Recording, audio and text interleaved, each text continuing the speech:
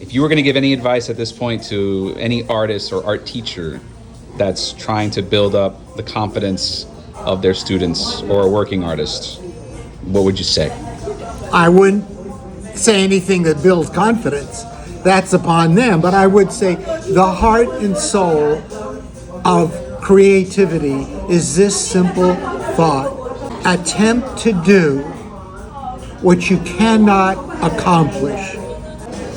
And what would you say to art students and the teachers of those students, the teachers themselves that may be battling what's going on right now? To do what I started, to look at a picture, take a piece of paper and a pencil, and copy it. And if I copied it well, it was an affirmation of my existence that I was good, that I was accepting of myself. But that was all an addiction, and that was wrong. My mother giving me a special carpenter's pencil and saying, well, why don't you draw the barn across the street in the other farm? I thought, all right, I'll do that. I can do it. And I sat there and with the paper and the pencil, and I did it, and I'm bored, and I don't like this. I ripped it off, and I did another one I don't like this. I'm going to do this as fast as I can. That was an idea. That was Monet's idea. That was the idea from a different source of the so-called Impressionists, that the vision at the moment is fleeting, and that is what's real. And I did that, and I realized, wait a minute, if I move the pencil like this, it's fun, it's enjoyable. I'm moving my hand and my arm, and I'm making marks that are like the grass in front of the barn, or it's like the side of the barn, the old wood. And I'll do some more. No, I still don't like it. Rip it off and do it again. That was my truth.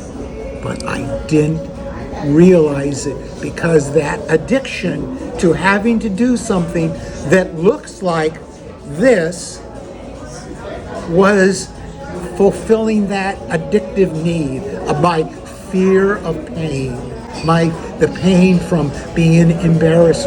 Is that nature innate?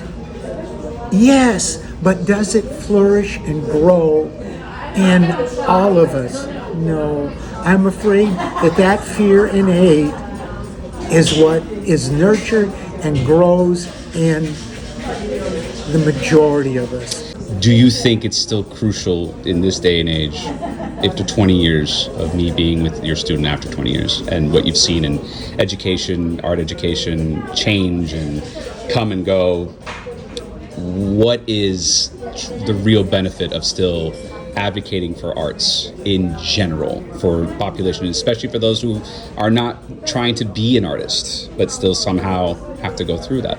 I created a farm with all these different parts, and JP did this, Lauren worked and did this. And I remember her saying, as she walked by, she'd be embarrassed now, she'd say, that man is crazy. That was me. That man is crazy. Yet, there must be something here, because I'm feeling inside one of the great feelings. I'm feeling me, and I'm feeling how much I am growing like a tree. A seed is planted. This man planted me as a seed, nurtured the earth, and prepared it so that I would grow like that. My wife and I are driving out on Long Island in one of the shopping areas there, and they have these trees lined up, and they're all perfectly trimmed exactly the same way. That's what our education can do, and mostly does, is that the tree is growing, but we're going to trim it and shape it. That program was created out of what I realized I'm becoming more. Without you, I am nothing. I don't exist.